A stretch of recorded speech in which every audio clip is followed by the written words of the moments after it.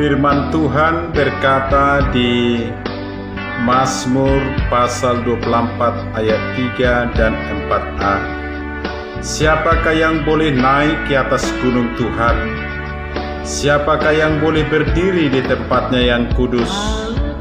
Orang yang bersih tangannya dan murni hatinya. Haleluya, kita berdoa.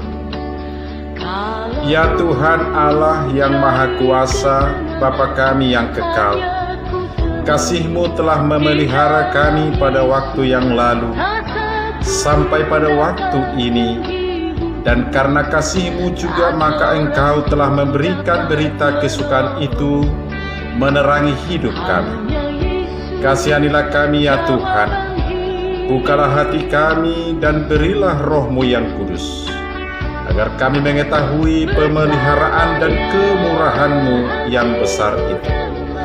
Biarlah firman-Mu itu tetap tinggal di dalam hati kami, agar kami diperbarui dan kami senantiasa hidup di dalam damai sejahtera.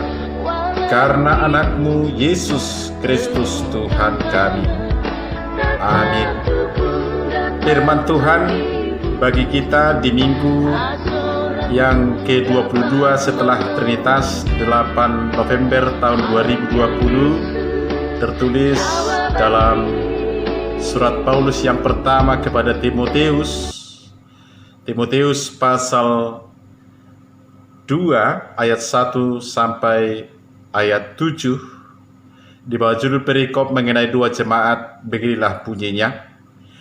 Pertama-tama aku menasihatkan, naikkanlah permohonan, doa, syafaat, dan ucapan syukur untuk semua orang, untuk raja-raja, dan untuk semua pembesar, agar kita dapat hidup tenang dan tentram dalam segala kesalehan dan kehormatan.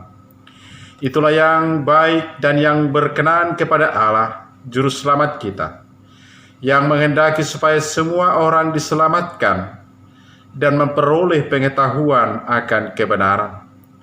Karena Allah itu Esa dan Esa pula Dia yang menjadi pengantara antara Allah dan manusia, yaitu manusia Kristus Yesus, yang telah menyerahkan dirinya sebagai tebusan bagi semua manusia, itu kesaksian pada waktu yang ditentukan. Untuk kesaksian itulah aku telah ditetapkan sebagai pemberita dan rasul yang kukatakan ini benar. Aku tidak berdusta, dan sebagai pengajar orang-orang bukan Yahudi dalam iman dan kebenaran. Demikian pembacaan firman Tuhan. Saudara yang kasih Tuhan kita Yesus Kristus, perikop yang sudah kita dengarkan berjudul mengenai dua jemaat. Martin Luther pernah berkata, menjadi orang Kristen tanpa doa adalah sama tidak mungkinnya dengan hidup tanpa bernapas. Saudara, dalam doa kita berkomunikasi secara pribadi dengan Allah. Perikop ini adalah nasihat pertama yang disampaikan oleh Rasul Paulus sebagai senior kepada juniornya yang bernama Timotius sebagai dasar yang akan mencegah ajaran sesat yang sudah dibahas di dalam pasal 1. Sesuai dengan kesaksiannya, Paulus menginginkan doa untuk keselamatan semua orang. Mari kita lihat ayat 1 sampai 2 mengusulkan doa dan syukur untuk semua orang dan untuk para pembesar. Soal doa untuk semua orang yang dilanjutkan dalam ayat 4, ya, soal doa untuk para pembesar menyebutkan tugas pemerintahan untuk menciptakan hidup tentram dan tenang demi kesejahteraan masyarakat. Tapi Paulus mengangkat tujuan yang lebih tajam, yaitu kesalehan dan cara hidup yang menonjol. Kesalehan itu memang berkenan di hadapan Allah, ayat 3, tetapi dengan menyebut Allah sebagai juru selamat, Paulus memperluas cakrawala. Semua orang yang didoakan itu juga mau diselamatkan oleh Allah. Jadi kesalehan itu juga penting dalam rangka mendukung tujuan Allah itu. Selanjutnya ayat 5-6 memperjelas kehendak Allah untuk menyelamatkan semua orang. Karena Allah itu Esa, maka semua orang menjadi urusannya. Cara Allah menyelamatkan semua orang itu dilaksanakan di dalam Yesus sebagai satu-satunya pengantara. Yesus menjadi pengantara antara Allah dan manusia sebagai manusia yang menyerahkan dirinya pada salib. Itulah inti berita yang muncul pada saatnya dalam rencana Allah. Paulus menegaskan dalam ayat 7 bahwa untuk alasan yang sama itulah ia ditetapkan sebagai pemberita dan rasul Allah. Nah, bagaimana berita itu sampai kepada semua orang? Paulus ditetapkan sebagai pemberita, utusan, dan pengajar justru kepada semua orang. Kata pemberita dan rasul sering dipakai untuk orang yang membawa berita yang penting bagi kerajaan. Jika kaisar sering diberitakan sebagai juru selamat atau soter, Paulus menjadi utusan Allah untuk memberitakan keselamatan yang sebenarnya yang diadakan di dalam Yesus Kristus.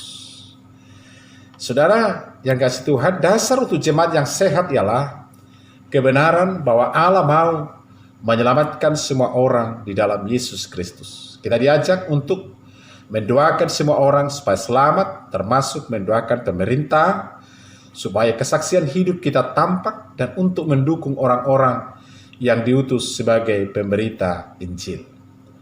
Makna yang kita lihat di sini, Paulus menulis untuk jemaat yang percaya kepada Kristus, sama seperti kita. Allah masih mau supaya semua orang mengenal kebenaran melalui cara hidup jemaat dan pemberitaan Yesus Kristus. Dalam konteks kita, ada beberapa penekanan yang bisa diusulkan. Hampir semua manusia rindu hidup tenang dan tentram. Tetapi jika terjadi, tidak semua mau hidup saleh. Allah memberi kita konteks sosial yang relatif tenang, supaya kita bisa menunjukkan cara hidup yang sesuai dengan orang yang ditebus oleh Kristus. Dalam konteks kita menunjukkan bahwa Kristus lebih utama dari uang, rumah yang mewah, dan upacara yang mewah. Saudara, kemauan Allah supaya semua diselamatkan diwujudkan melalui tebusan Yesus Kristus. Ada penelitian yang mengungkapkan bahwa banyak anggota jemaat tidak memikirkan Kristus ketika mereka jatuh ke dalam dosa. Sepertinya mereka berharap pada kemurahan Allah, bukan pada pengorbanan Kristus. Kemurahan Allah yang dipahami secara umum saja itu dasar lemah untuk iman, harapan mudah-mudahan, sementara kematian Kristus adalah dasar yang kuat untuk mengimani kemurahan Allah. Setiap kali ada perikop yang berbicara tentang karya Kristus, hal itu semestinya mendapat sorotan dalam pemberitaan kita. Apa makna sekarang bahwa Paulus tetapkan sebagai pemberita dan rasul? Jelas tidak semua jemaat menjadi rasul. Bagi kita, saudara, aspek itu mendorong kita untuk menghargai pemberitaan Paulus yang dituangkan dalam surat-suratnya. Perjanjian Baru adalah sumber utama untuk mendapatkan kesaksian tentang Kristus. Juga, tidak semua jemaat menjadi pemberita kepada bangsa-bangsa alias jending, tetapi jemaat yang hidup saleh akan mendapat kesempatan untuk berbicara tentang tebusan Kristus itu. Artinya, ketika kita berdoa bagi orang lain dan para pemimpin, doa-doa yang kita panjatkan kepada Allah itu pun dapat menjadi kesaksian dan pemberitaan keselamatan dan kasih Allah betapa dahsyatnya kuasa doa. Itu yang mau dikatakan dalam firman ini.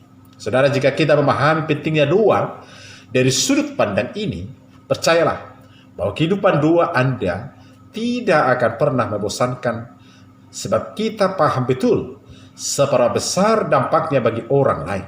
Maka mulai hari ini, luangkan waktu khusus untuk mendoakan orang lain. Apakah itu anggota keluarga, rekan sekerja, rekan sepelayanan, sahabat, kolega, tetangga, dan lain sebagainya. Dan para pemimpinmu termasuk pemimpin gereja, pemimpin di tempat Anda bekerja, maupun pemimpin bangsa kita, pemerintah kita. Nantikan dan saksikan Allah bekerja di dalam kehidupan mereka. Nah, saudara, bagi sebagian orang, doa itu mungkin membosankan dan bikin ngantuk. Apalagi jika mereka tidak mengerti apa itu makna doa syafaat tangiang pangundiano. Bersafaat berarti kita berdoa bagi orang lain. Kita berdiri di hadapan Allah demi kepentingan orang lain. Seorang juru syafaat, sekali lagi seorang juru syafaat ibarat seorang penengah, juru damai, pembela, mediator, atau juru runding yang berusaha memohonkan pengampunan dosa, belas kasihan, pembelaan, perlindungan, atau berkat Allah untuk seseorang atau sekelompok orang. Saudara, Kristus adalah satu-satunya juru syafaat bagi manusia. Dia mendamaikan dunia yang berdosa dengan Allah melalui karya kematiannya. Ayat 5-6. Bandingkan Roma 8 ayat 34, Ibrani 9:15, dan pasal 12 ayat 24. Dengan beriman kepadanya, orang-orang percaya menjadi imamat yang rajani, imamat hamalimon hatopan, 1 Petrus 2 ayat 9. Yaitu anak-anak sang raja yang berperan menjadi mediator untuk orang berdosa dengannya. Melalui Kristus, kita beroleh akses tanpa batas kepada Allah untuk memohonkan apa saja, bukan hanya bagi diri sendiri, tapi juga bagi banyak orang. Karena itulah, saudara, Paulus menasihatkan Timotius untuk bersyafaat bagi semua orang, termasuk bagi para pemimpin pemerintahan. Sebab jika mereka hidup benar, maka banyak orang akan merasakan dampaknya. Ayat 2, sudah dikatakan tadi. Dengan bersyafaat, kita diajar untuk peduli dengan orang lain, bertanggung jawab gitu, mengasihi mereka, serta menginginkan kebaikan bagi mereka. Ini juga dapat kita lakukan oleh dua-dua kita, termasuk dua-dua pribadi. Saudara, berdiri di hadapan Allah demi orang lain melalui doa kita, doa syafaat adalah suatu kehormatan sekaligus tanggung jawab setiap orang percaya. Tanggung jawab. Itulah panggilan tema kita. Tanggung jawab orang Kristen dalam politik. Bagaimana kita menghubungkan perikop ini, terutama saat sekarang ini, di mana di tengah-tengah bangsa dan negara kita, di tanggal 9 Desember 2020 nanti, kita akan mengadakan pesta demokrasi, pemilihan para pemimpin kita, pilkada serentak. Tema tanggung jawab orang Kristen dalam politik. Saya teringat firman Tuhan yang sangat menarik. Yeremia 29 ayat 7. Usahakanlah kesejahteraan kota kemana kamu aku buang, dan berdoalah untuk kota itu kepada Tuhan, sebab kesejahteraannya lah kesejahteraan. Perikop kita kan berbicara berdoa syafaat. Tapi berdoa itu harus dihubungkan dengan bagaimana kita berusaha, mengusahakan kesejahteraan kota. Ora et labora, berdoa sambil bekerja, berdoa sambil berusaha. Usahakan kesejahteraan kota kemana kamu aku buat, dan berdoalah. Jadi berusaha dan berdoa. Inilah panggilan bagi kita. Dengan ajakan tema ini, tanggung jawab kita sebagai orang Kristen dalam politik, partisipasi politik Kristiani. Bagaimana tanggung jawab kita dalam bidang politik? Apabila kepada orang Kristen ditanyakan, apakah orang Kristen boleh berpolitik? Maka mungkin banyak orang Kristen akan menjawab, tidak boleh. Mengapa demikian? Karena banyak yang berkeyakinan bahwa politik itu kotor, menyerempet ke dosa. Apalagi sampai membawa-bawa politik masuk ke dalam gereja akan sangat berbahaya karena dapat mengancam keutuhan dan kesatuan jemaat.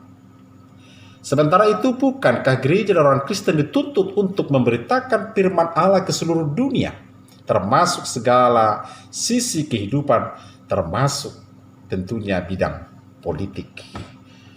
Dunia politik sangat memerlukan firman Tuhan, mengingat kekuasaan politiklah yang melaksanakan pemerintahan dan kekuasaan di dalam negara di mana orang Kristen dan gereja juga berada.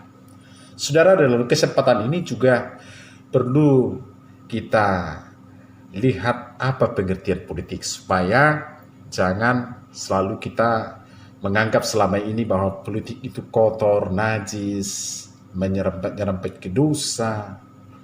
Apa itu sih? Apa itu politik? Jangan jadi politik ya, jadi diplesetkan menjadi peolotik, kata orang Papa.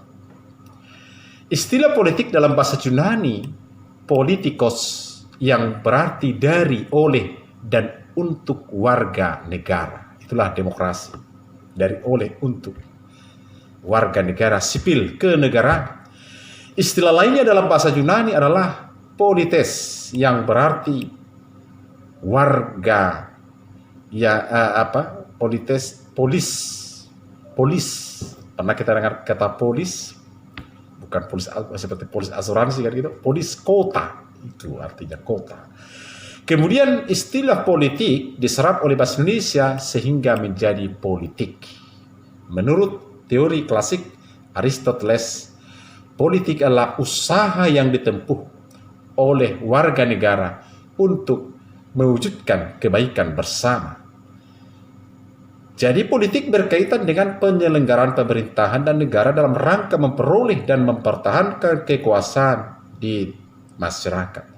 Karenanya politik adalah segala sesuatu yang berkaitan dengan urusan kenegaraan, bagaimana terbentuknya kekuasaan dan pelaksanaan kekuasaan itu oleh pemerintah untuk mencapai kesejahteraan rakyatnya.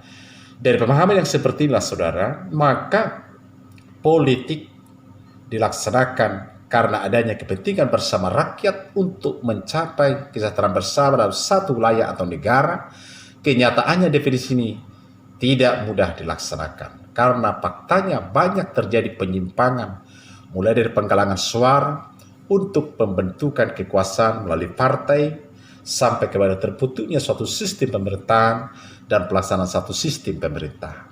Oleh karena itu, saudara yang kasih Tuhan, sebagai masyarakat Kristen atau gereja, bahwa kita juga bagian dari warga negara Indonesia.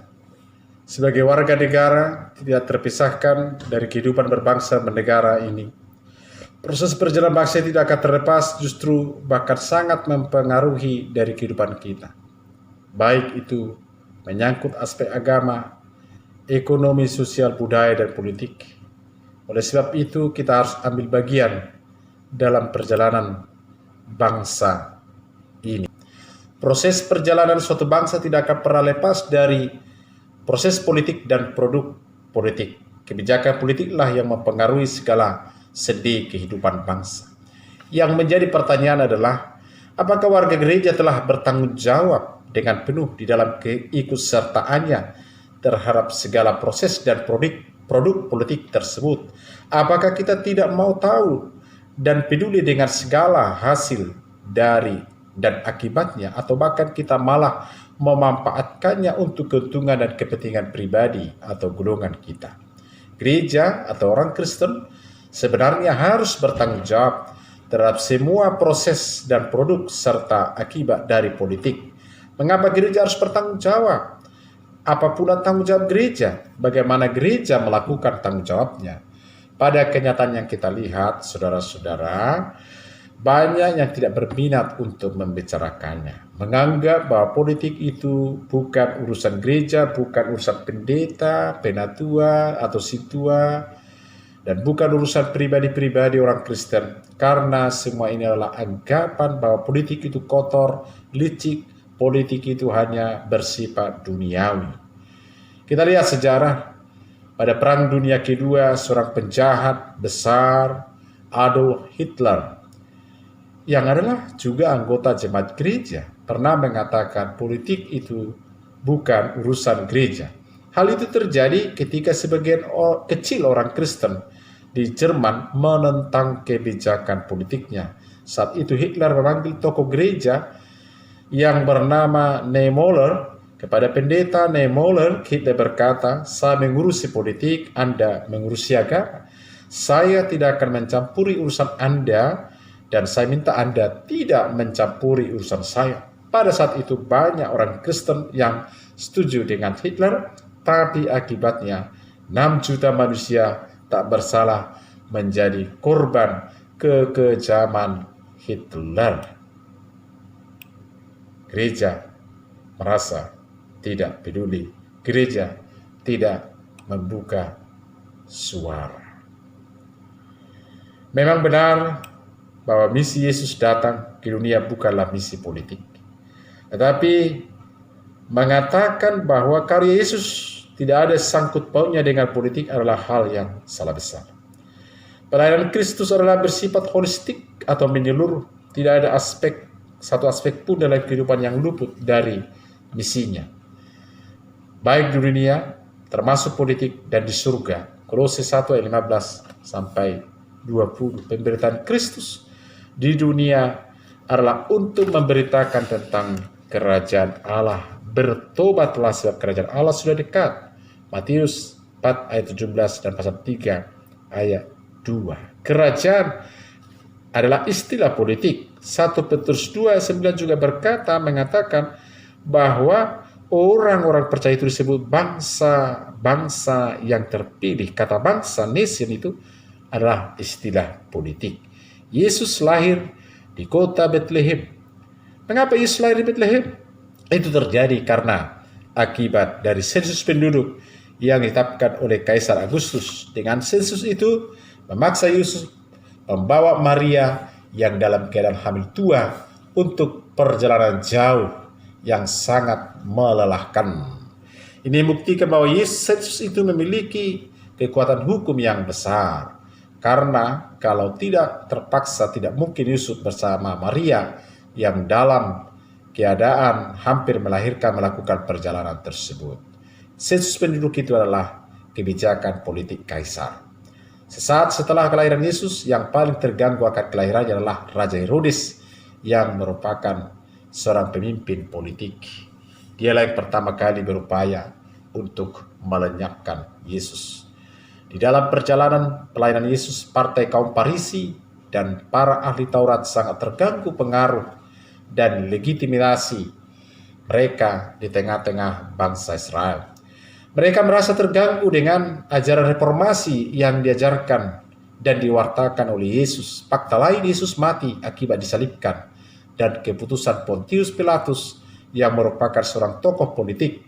Walaupun dia tidak menemukan kesalahan Yesus, tapi tidak berani melepaskannya. Hal ini disebabkan karena pertimbangan dan perhitungan politik di dalam menjaga stabilitas politik dan keamanan di daerah kekuasaannya.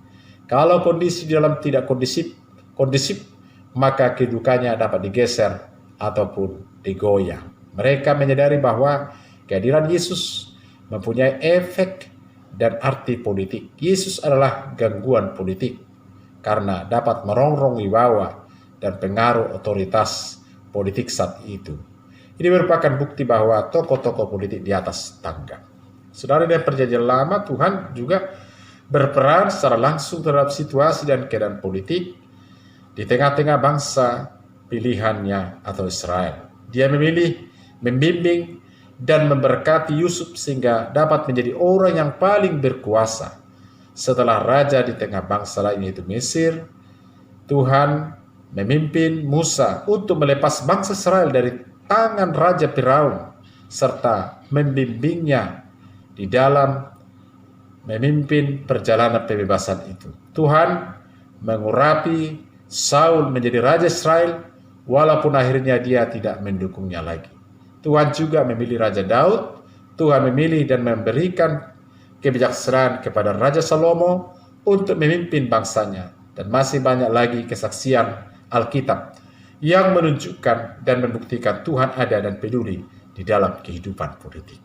Saudara, orang Kristen Indonesia juga mencatat secara keterlibatan orang Kristen di dalam beribut dan mempertahankan kemerdekaan bangsa Indonesia. Pada zaman pergerakan telah berdiri partai-partai politik Kristen, ya, Kristelice Etice Party (CEP), Perserikatan Kaum Kristen (PKC), Partai Kaum Masih Indonesia (PKMI), partai-partai lain juga sekitar kemerdekaan yaitu PKN, Partai Kristen Nasional, ya, banyak partai-partai yang membawa nama Kristen seperti Parki, Parkindo, banyak sekali ya. Banyak sekali yang termasuk tokoh-tokoh anak-anak Tuhan, hamba Tuhan yang menjadi pelopor-pelopor berjuang untuk kemerdekaan Indonesia dan mempertahankan NKRI ini.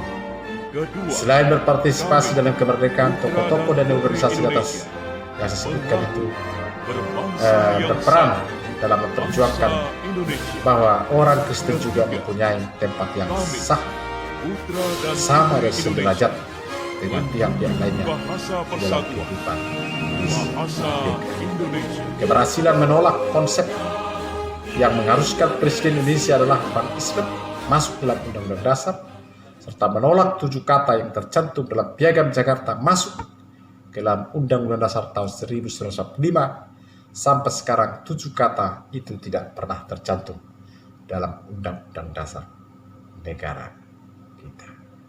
Karena itu saudara, tema ini penting kita pahami, khususnya dalam kita mengikuti pilkada serentak nanti tanggal 9 Desember 2020 sebagai pengejawantahan tanggung jawab orang Kristen dalam politik dengan ikut serta berpartisipasi dengan mendoakan. Dan bagi yang memiliki hak pilih, hak suara, jangan golput, berikan hak pilihmu sebagai bentuk tanggung jawabmu. Amin. Anugerah Tuhan kita Yesus Kristus, kasih Allah Bapa serta persekutuan Roh Kudus